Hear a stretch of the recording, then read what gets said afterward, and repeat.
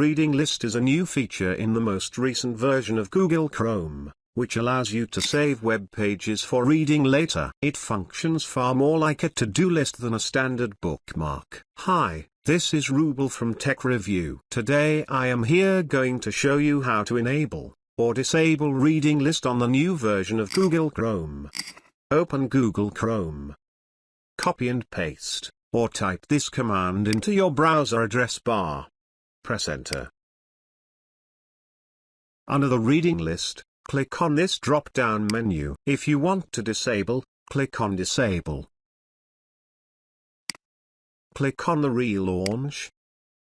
If you want to enable, click on Enable and then Relaunch. When you disable it, you will not see the reading list. When you enable it, you will see the reading list. Thanks for watching this video. Please do subscribe to my channel. Also give a like please. Take care.